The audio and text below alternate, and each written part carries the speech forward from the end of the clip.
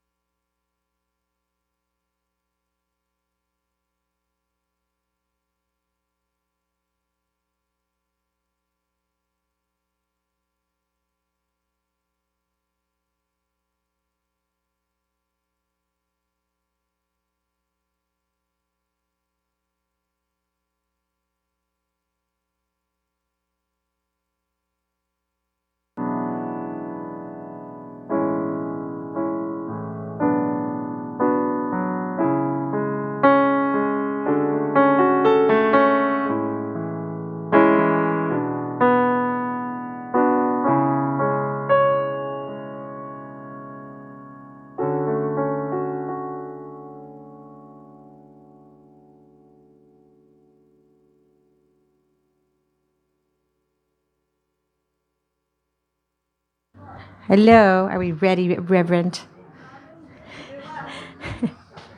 Good morning. Are we ready? Let's do it. Oh, wait. All right. Hi, everyone. Good morning. Aloha. Welcome to Unity on Maui. I am your music person today. My name is Robin, or otherwise known as the Unity Band.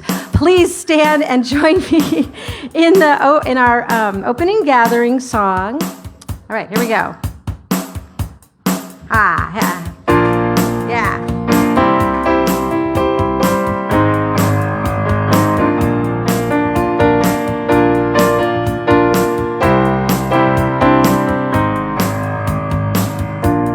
I'm in the right place at the right time, and just where I'm supposed to be, yeah. I'm in the right place at the right time, and just where I'm supposed to be. Well, my soul, welcome here. Well, my soul is welcome here. Oh, I'm getting the message loud and clear. My is welcome here. You know I'm getting the message loud and clear. My soul is welcome here. Yeah. All right, and here's the part of the service where we affirm that the love of God is in our souls and in our bones and in our community. Ke aloha o ke akua kua iwi. Ke aloha o ke akua kua iwi. Ke aloha o ke akua kua iwi. Ke aloha o ke akua kua iwi.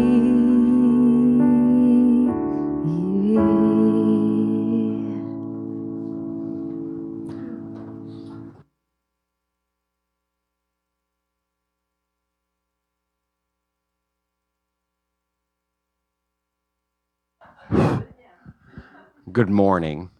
Welcome to all of you and those of you on Facebook Live. We have an affirmation for today. I'll say it once and then we'll know it together.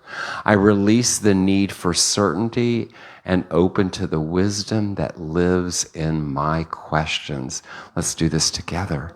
I release the need for certainty and open to the wisdom that lives in my questions. Thank you. Welcome to Unity, and you may have a seat. I wanted to let you know, first of all, I'm a stand-in. Otherwise, I wouldn't be in a t-shirt, but I will give you a shameless plug. I do Morning Ground every morning on Facebook and Instagram. It starts out, before the world asks anything of you, take this moment for yourself, and you have a word each day. It's less than 2 minutes. I invite you. It's also the name of my next book coming out next month. So how exciting is that? So welcome, welcome. I'd love to invite the Daily Word reader up, please. By the way, I'm Tom Lenoble. It's good to be with you today.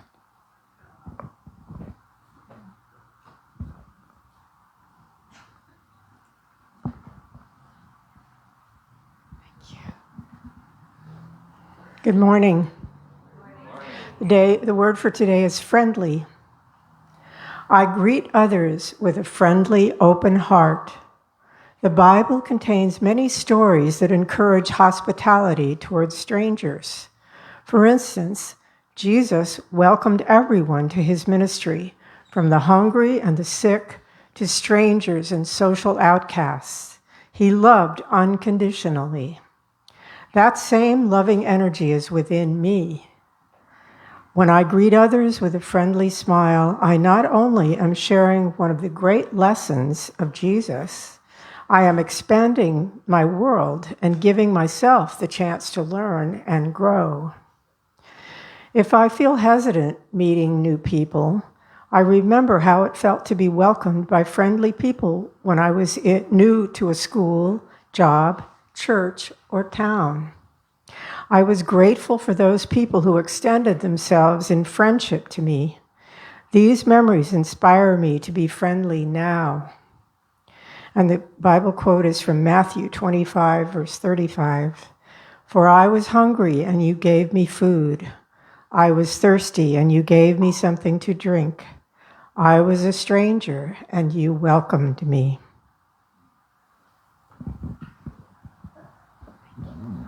Thank you, Joy. And now I would like to invite our chaplain of the day to come on up. Thank you so much. Aloha. It's always a pleasure to pray with you. So let us, first of all, just take a nice deep breath. I love the breath. It's always with us wherever we go. And I love knowing that we really aren't breathing ourselves. Do you breathe yourself consciously? God is breathing you right now. God is breathing you right now, reminding you that God is. God is a power and a presence in the universe for good. God is in your breath. God is also the inside of your very being. God is the outside of the multiverse. God is everywhere in between. There is nowhere that God is not. God is. Those two words, as we focus on our breath, can remind us in every single moment that God is. God is a power and a presence in the universe for good. God is expressing through you, in your breath, in all your actions. God needs you to express at the edge of the universe, at the edge, to expand this world. God is. In each unfolding moment, or any moment that you might forget, return to the breath. Know that God is breathing you, and all is well. And so it is. Amen. Thank you, Carol.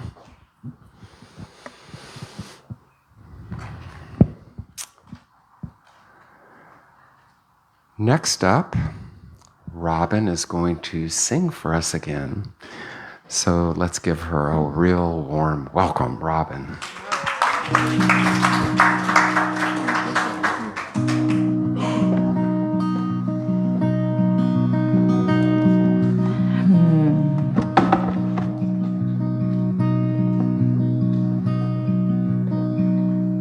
No mud, no lotus. Haven't you noticed the patterns of the pain in your past? The things that broke you, well, they also awoke you to the questions you needed to ask. The sleepless nights and those dizzying heights and those dreams, some of which came true.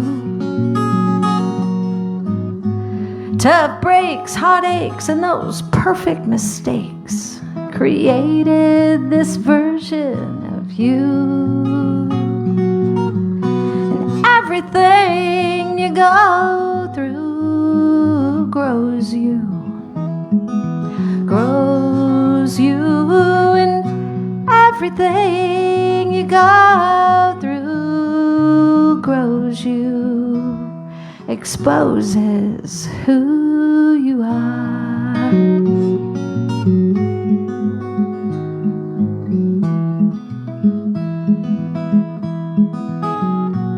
Well, if you hurt, it made you softer. If it was hard, it fueled the hunger. If it touched you, your heart took hold. If it was simple, it made you wise. If it was sweet, it made you smile. We've an indelible impression on your soul. Well, your feet, they walk, and your lips, they talk, and your hands dug around for the proof. Every look, every book, every picture in your mind that you took created this version of you. And everything you go through grows you, and everything you go through exposes, pardon me, the roots of an endless summer, part-time temporary lovers, and the swoon of a deep blue sky. It's the time flew, you planted and gathered your truth as it passed before your eyes. And the wound is where the light gets in, revealing the masterpiece just beneath the skin. And in the glow of your own light, your petals open wide and you bloom right where you are. Everything you go through grows you, and everything you go through grows you, exposes who you are.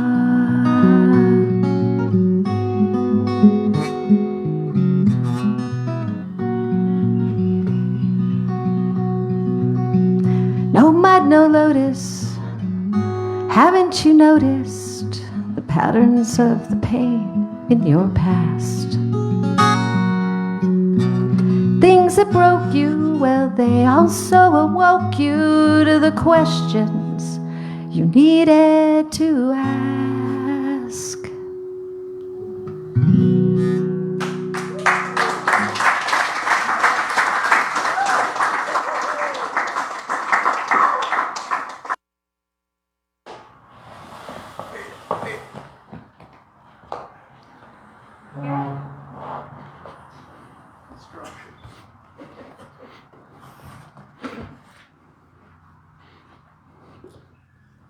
Let's give a hand to Robin Fisher, yes?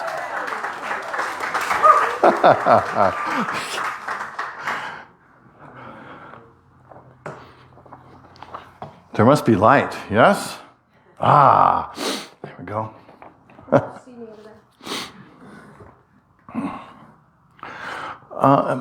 Excuse me, are you the oracle?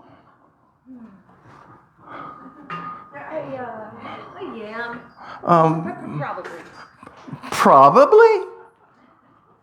Oh, microphone.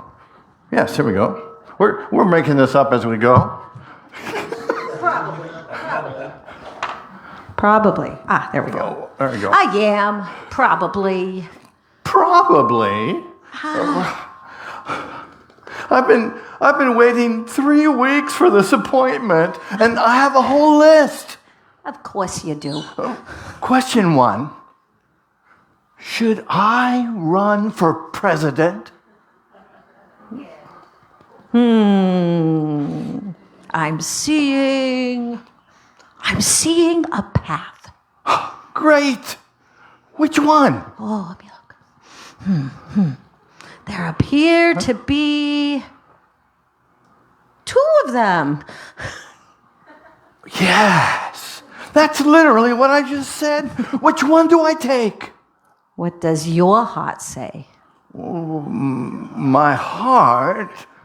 That's why I'm here. My heart's a mess. That's the whole problem. Interesting. Well, the mess, that may be your message. Oh, the mess may be... Oh, okay, I'm writing it down, but I don't know what it means. I don't really know either. But doesn't it feel true? A bit, yes. Moving on. Question number 2. Is my relationship gonna work out? I'm sensing love. Oh, that's good. And also fear. Less good. And Tuesday. Something about a Tuesday. Tuesday? So yeah. Something about a Tuesday. I could be wrong. You could be. You're an oracle. You're not supposed to be wrong. Oh, who told you that? The website, everyone. Yelp reviews said 5 stars and very certain. I've been working on that. Certainty was making me spiritually rigid. I drove 45 minutes for this. And something in you knew to come. Isn't that interesting? No. I need answers. Okay? Final question. The big one. What is my purpose?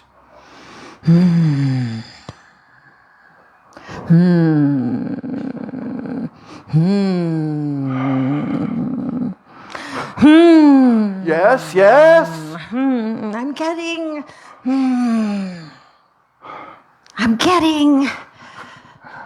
something significant. Yes.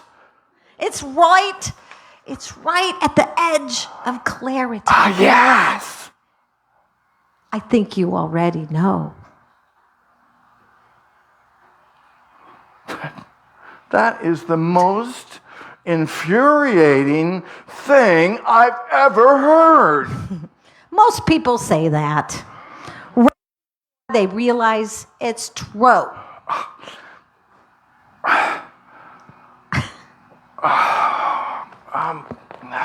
You know, I hate you a little bit right now. That's okay.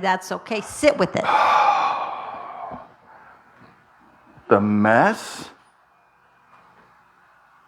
The mess may be the message? There it is.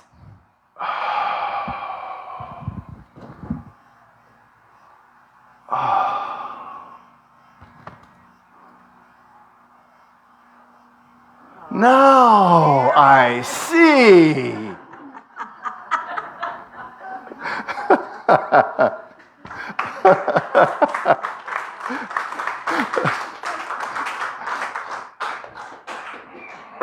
Well, that's the message.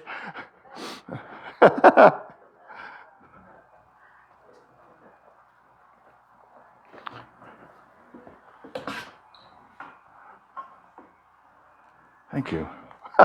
Well, all that excitement, I forgot that I had a costume to put on, right? So you didn't think it was me. So here it is. Here's the costume for the character that I just did. Let's hear it for Robin Fisher, yeah?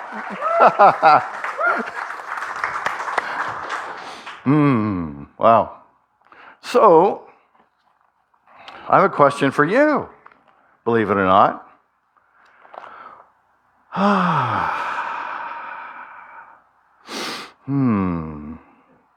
Anybody come with a list of things that they want to know this morning? Something that you might ask the great oracle in yourself, in Robin, in the universe. Anybody have a question? A literal notebook full of questions that you might want to ask, right? situations you can't figure out, prayers that you've been praying for so long. Have you ever wondered if anyone was listening? Maybe you came wanting some answers, but instead, you got an oracle who keeps asking you questions. Don't you hate that? Right? So today we're going to talk about doubt. Not as a problem to be fixed, not as a sign that something is spiritually wrong, but as one of the most sacred and honest things that a human being can do. And unfortunately, I need some mechanical devices to make this happen. So, what if your uncertainty isn't a failure, but it's a path? It's a very doorway through which something is waiting to come in to your life. The title of this talk is Doubting Beautifully. So I want to ask you a question right up front. So what if your uncertainty is not a failure of faith, but the doorway through which something real is coming to you? Something is going to come in to you. You know, if you grew up in the kind of religious environment that I did, you may have absorbed a whole different message, spoken or unspoken, that sounds like this. Good believers have answers, right? People of faith have answers, right? Strong faith means no wobbling, right? No doubting. If you're doubting, then certainly you don't have enough faith. Ever heard that? If you're doubting, certainly you're looking in the wrong place. If you're doubting, you're failing.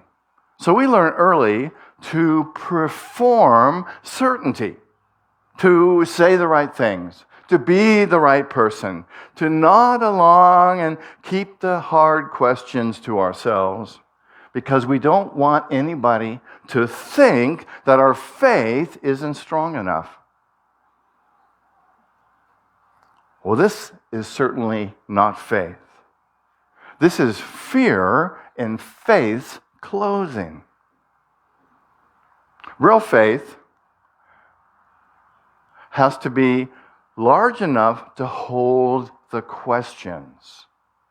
Real faith is large enough to hold the questions. The kind that you can actually carry through the difficult times in your life. And the way that they get revealed is by being honest with them and asking the questions and being open to what Spirit, what love, what life is going to reveal. The truth is, the open hand is the one that gets filled. The hands that hold the question, and the questions are the ones that get filled. Certainty is a closed fist, right? If I'm certain about something, I'm not being open to what might be there that wants to come to me and inform me. You know, this is what I know about God or Spirit or life or the universe. Whatever name you use it, the open hand is the one that gets filled. We all know I imagine you know the story of Thomas, right? The disciple, one of the 12 disciples, who is often referred to around understanding, right? And what did Thomas do? After Jesus resurrected, what did Thomas do? He came and he said, I want to see the wound. I want to put my hand in the wound in Jesus' hands. And some people have interpreted Thomas to be kind of ignorant or kind of the doubter. But Thomas was special because he was asking the question. He wanted to know what was inside that wound, what caused that wound, right?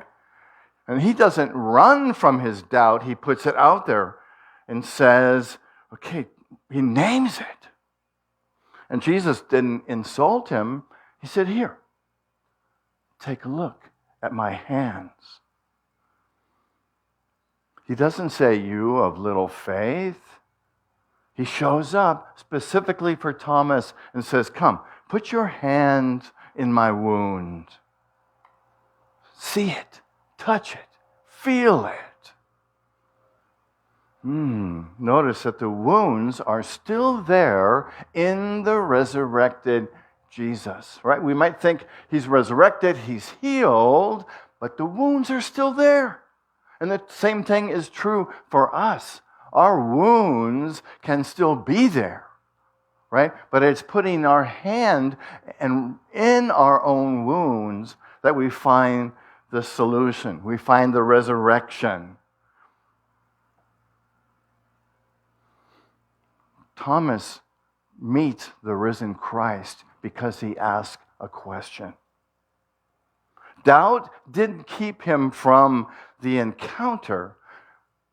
Doubt was the doorway to understanding. Right? The mystics knew this.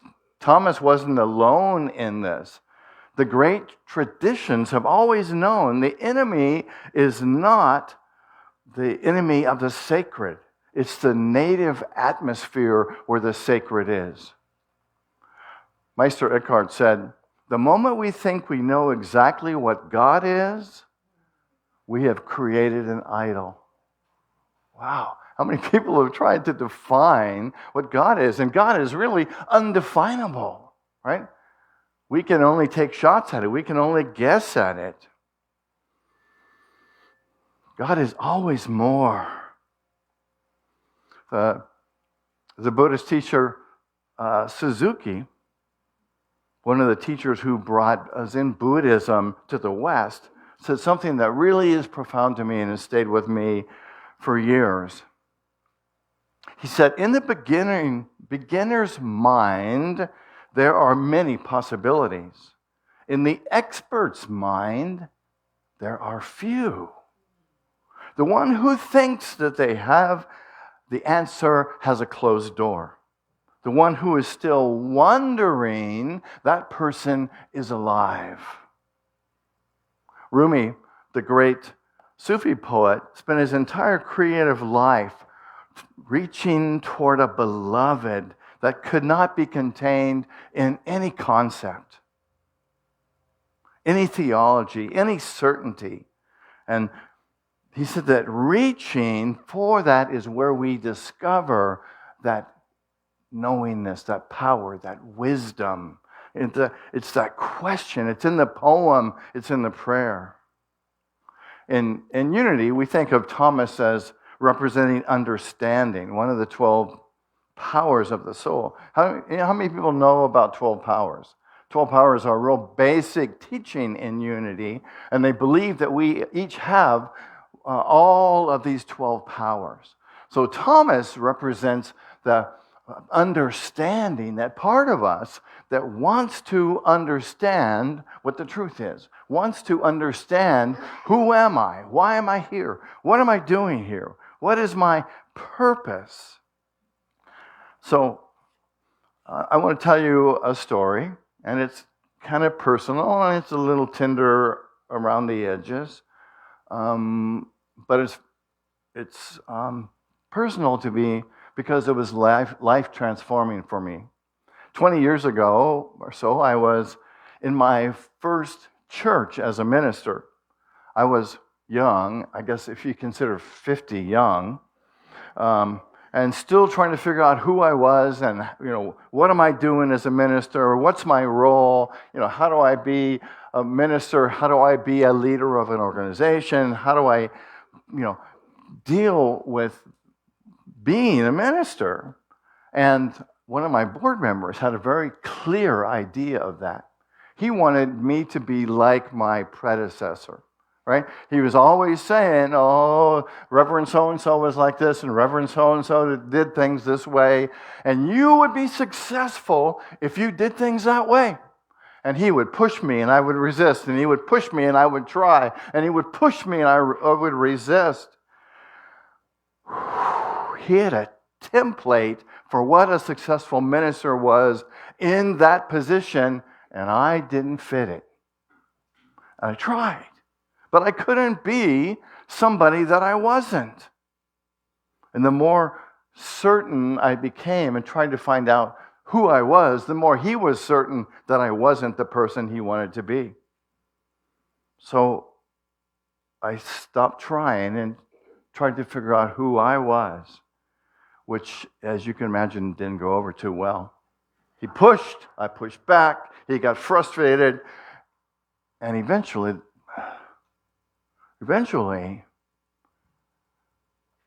he went to the board. He was the board president, and he lied to the board president about things that he made up that he said were happening between me and my wife at the time. And it upset the board, and he called the board members into a room on a Friday night and said, nobody's leaving this room until we vote and decide to let Reverend Blaine go. And they sat there for 4 hours. 2 people on the board resigned in that moment and left. But the board decided to let me go.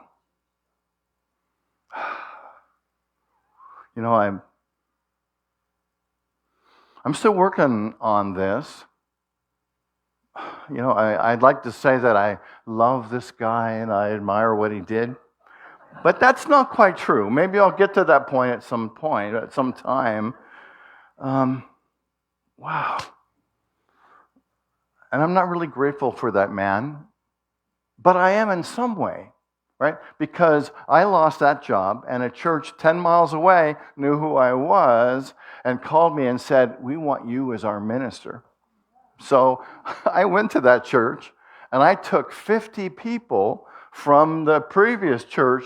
I mean, I didn't take them, but they came with me, right? So the new church I went to all of a sudden went from having 40 people on Sunday to having 100 people on Sunday.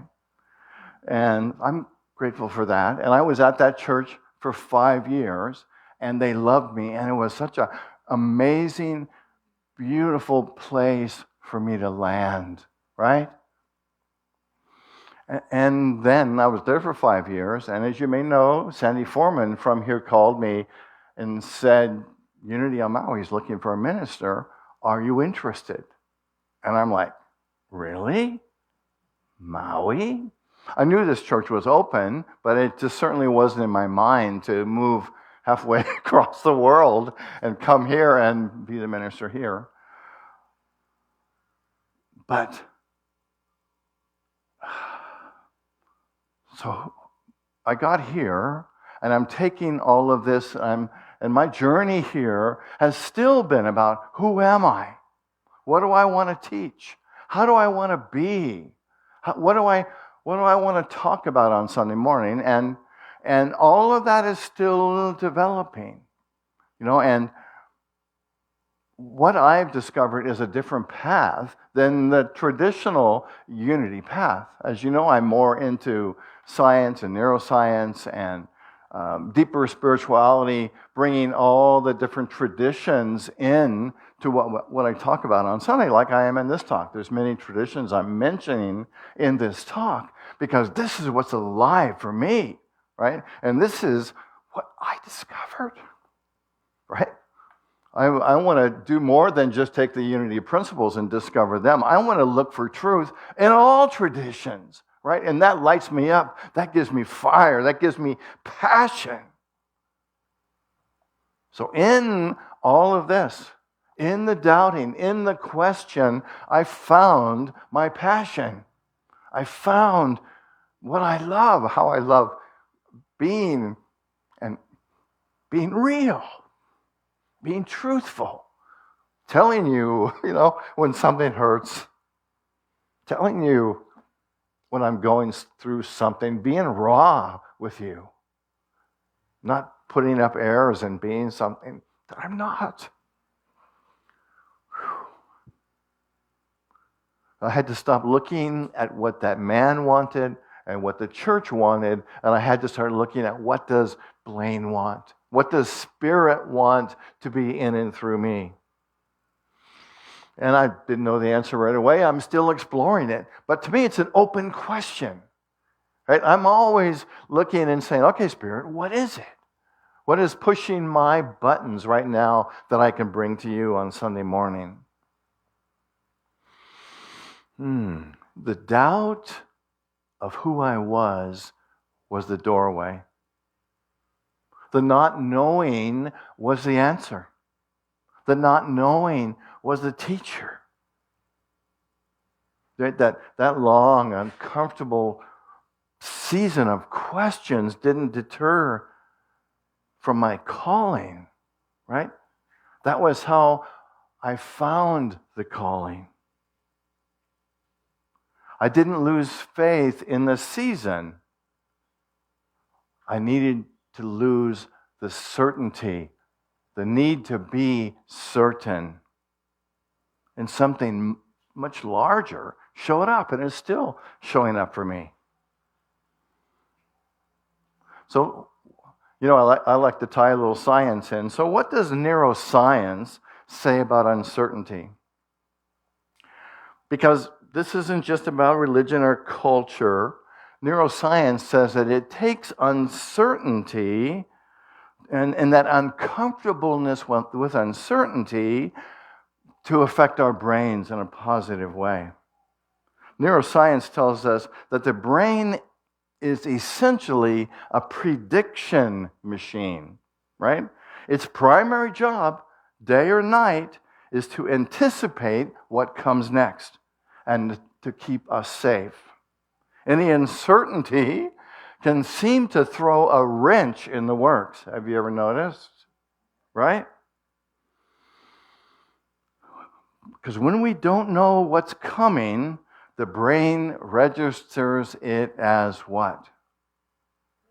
Fear, a threat, right? When we don't know, we become afraid because we want to know. Our brains want to know. We're brought up in a society that says you got to know what's going on. You've got to be certain, right? The same neural pathways fire when we are afraid or when we don't know as when we touch a stove. It sends that fear through our mind and our body. No wonder fear feels dangerous, right? Our nervous system isn't being dramatic. It's doing exactly what it was designed to do. It wants resolution. It wants the answer, right? It wants to close the loop and be able to explain it. This is what's interesting. In something called cognitive flexibility. It's the ability to hold ambiguity without collapsing into anxiety. Right? Because that's what we do when things are ambiguous, right? We collapse into anxiety. We feel bad about it. Oh my God, what's going to happen? I can't predict the future. I've got no magic 8-ball to tell me, or some oracle to tell me exactly what to do, right? And that's a difficult thing for us to handle. And I've talked about this a lot lately because it's been really powerful. It's been powerful for me to realize that meditation actually builds resilience, right? If you notice, people who are spiritual leaders, right? What are they? They're calm. Because meditation builds resilience. So when we spend time in the silence, when we spend time reflecting, when we spend time in the moment, being in the moment, we are actually training our brains. Neuroscientists say that it's, and I have to say there's an interesting thing. I've always thought that spending hours in meditation was the key. But neuroscience is showing it's not that you spend hours in the silence, it's that you spend moments in the moment. Right? That's what builds resilience. It's that taking the time, and I do it every morning. I sit with my cup of coffee in my favorite chair, and I look out the window, and I just be present to the moment. And that doesn't mean following the thoughts, right? Just to be in the moment. People say, oh, Rev, I can't meditate. I can't sit so long. It doesn't matter. You don't have to. Just spend a few moments every day being in the present moment, being alive and awake, and just being there, just being present. If you catch yourself thinking, no, thank you, I just want to be here in the moment. And you can build the same kind of resilience that masters have. It's funny that the mystics didn't discover this. They were doing it for hundreds of years. So sometimes we get into some doubt. Anybody ever doubt anything? Right? There's destructive doubt and there is holy doubt. So I want to talk about the distinction between the two of them. You got, holy doubt is not destructive. Right? It's when we get into, well, let's go it this way. Destructive doubt is cynicism, despair, disconnection, right? Getting in somebody else's business and wondering, having doubt about somebody else. Saying, oh, why bother? Why should I bother? Life is so challenging. I think I'm just going to have a glass of wine and sit here and not worry about it. Right? That's not the kind of doubt we're talking about today. What I call holy doubt moves us in the opposite direction. Right? It's doubt in the service of something larger. Right? It's the soul refusing to let its understanding of God stay smaller than God is. It's faith that loves the truth more than it loves comfort. So it's faith that's always reaching for the truth. Faith that's always loving what is. So what if the questions, so God is infinite intelligence, infinite life, and infinite love. This is Unity's first basic principle, is that God is love. God is life. God is everything. God is joy. So back to your questions. So what if the questions that you have are the compasses in your life? What if it is the questions that you have? Who should I be? What is my purpose? Where am I going? What am I doing? What if those are your compass? Right? What if those questions are your soul speaking to you, saying, there is something there for you? Are you listening? What do you want?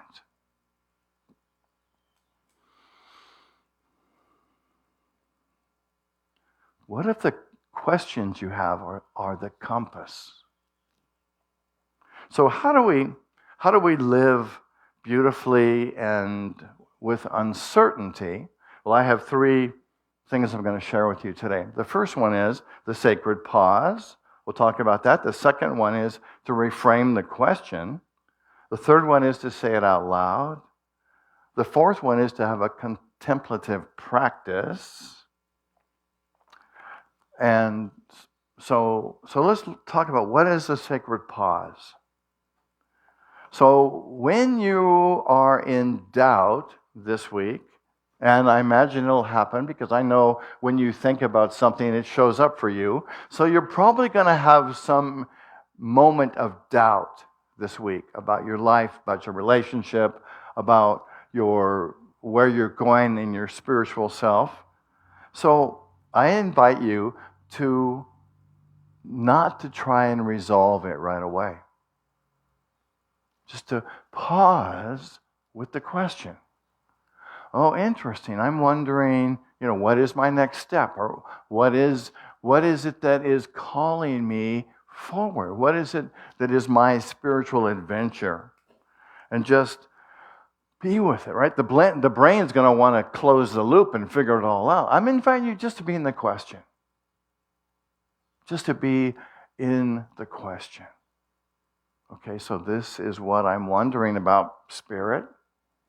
Just be in the question. Because when we try to rush into finding an answer, we find something that the ego wants, the small self, instead of what the Spirit wants, the large self.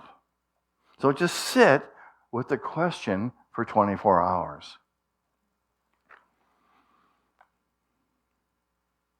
And the second thing is to reframe the question. You might say something like, okay, so I'm feeling uncertainty.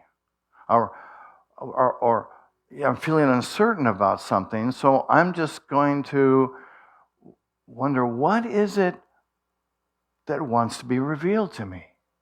What is it that is calling me? What is it that's pushing me? What is it that is encouraging me? And it's powerful to discuss this with somebody else, right? And bring, wherever two or more are gathered, there I am. There the Christ presence is. And if you don't know something, a lot of times we're too intimidated to share it with anybody, but I invite you to share your question with somebody else. And you might even say, I don't even really need you to give me an answer. I just want to share my question with you, right? Because we are affirming to our own spirit, our own unconscious mind, that we're holding this question. And the third thing is related, and that was really just to say the question out loud. I find that lots of times I don't know what I'm thinking until I say it out loud. I don't know what the truth is until I say something out loud and hear myself say it. True for anybody else, right? Just be honest with what you don't know. I don't know what to do about this situation. And the last one is to have a contemplative practice. And again, this goes back to what I mentioned a few minutes ago about taking the time every day to just stop and be in the moment. Be present to this moment. Put your frickin' phone down, right? Turn off the computer. And I did say frickin'. I don't know what it means, but it sounds like something else. But put it down. Leave it alone. When I sit down in the morning to meditate and to reflect, I leave my phone in the kitchen, right? Because we've got this big addiction, I do, to our phone. Want to text somebody, you want to look at a YouTube video, want to ask Siri or AI something. Leave the phone alone. Turn the computer off and sit and reflect. Just be in the moment. Oh, it's a beautiful day. Oh, it's a beautiful moment. To feel the peace, right? Just to be there in that moment. I think you're doing more for your spiritual growth in that moment than anything else you can do.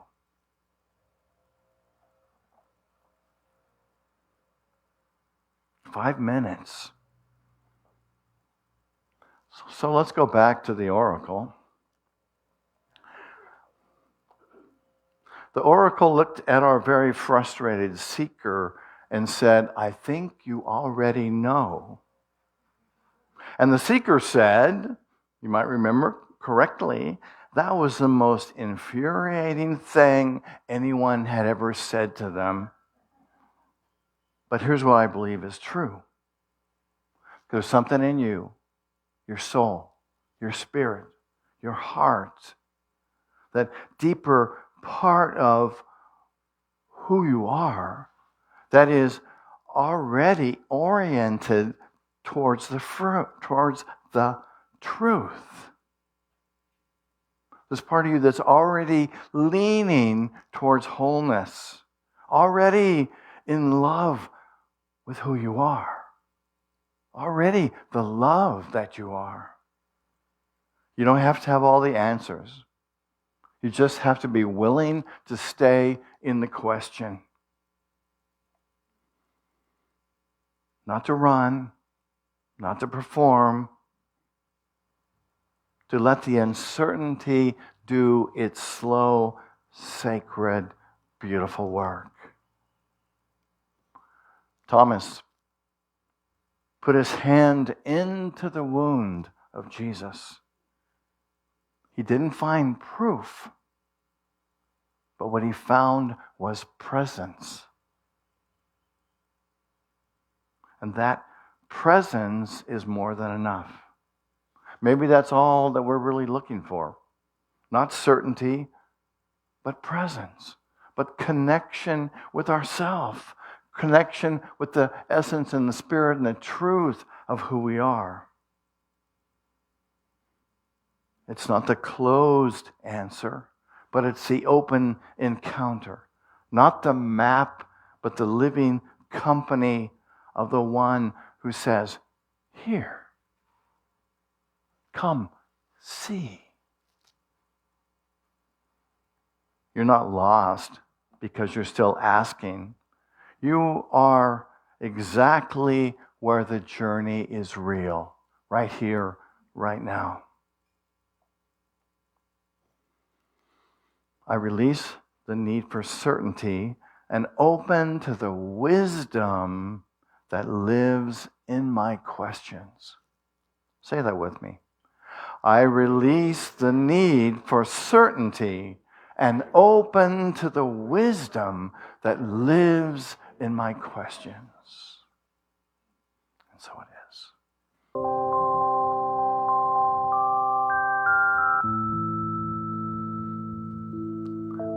I invite you to close your eyes and to breathe into this moment, into that sacred place within you, that center of love in your heart.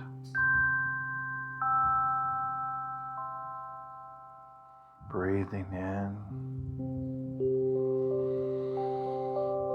breathing out.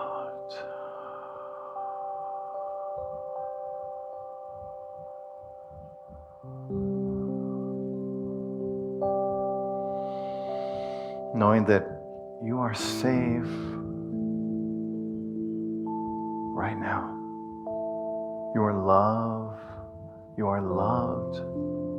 You are loving.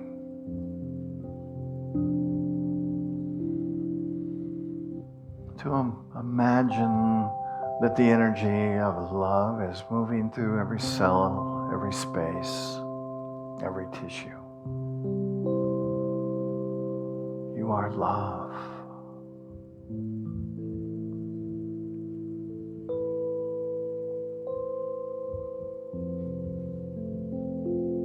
You are wise. And you are like Thomas. Imagine that you can put your hand into your heart. That you can put your hand into the wounds and the challenges, the doubts and the fears. And that you are one with this understanding.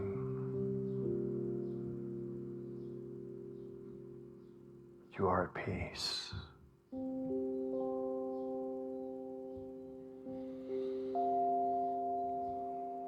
And as you touch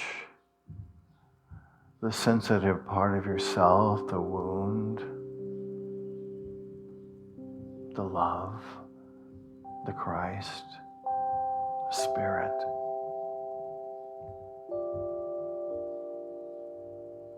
What is your question? Is there something in your heart that desires an answer? Who am I? What is my purpose? How can I love more? How can I be in this challenge?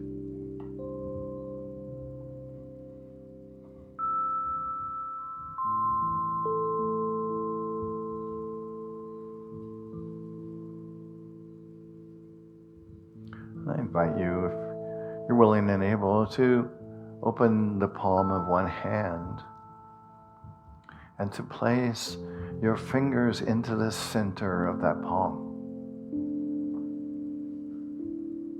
as if you are Thomas.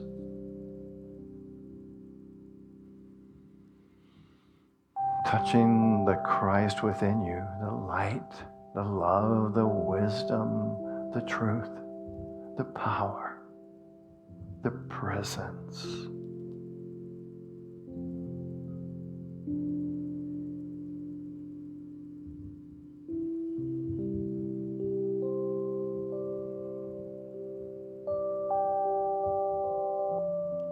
Is there a question?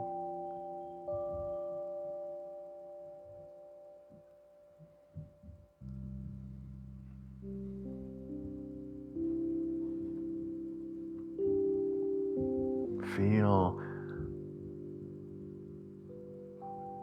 the possibility, the love, the presence that you are. Beautiful. Alive.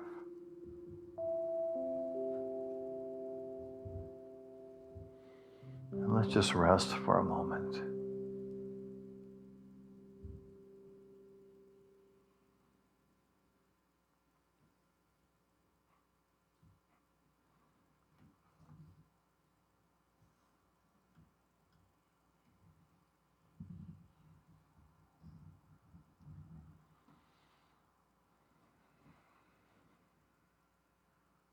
Breathing in.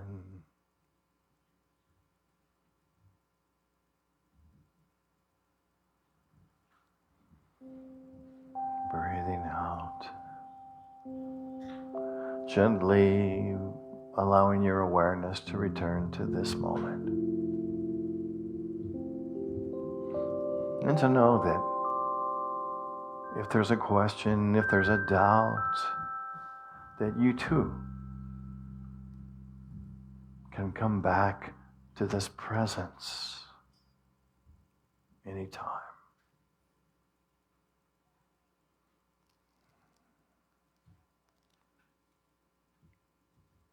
And I invite you to open your eyes when you're ready.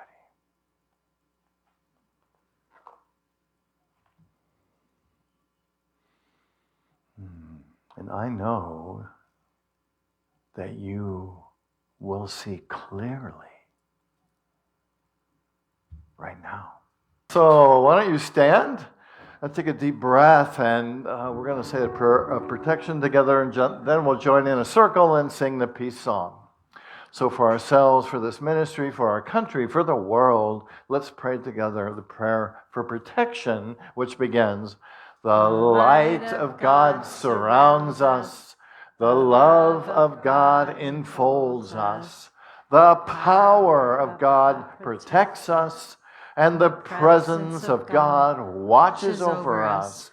Wherever we are, God is. We'll take a moment and join together in a circle. And I just want to tell you that there is hospitality outside. We've got a few munchies and coffee. So after the service, please go out and let's get to know each other. Thank you for being here today. Thank you out there on Facebook. We love you. Where I live, they're all raised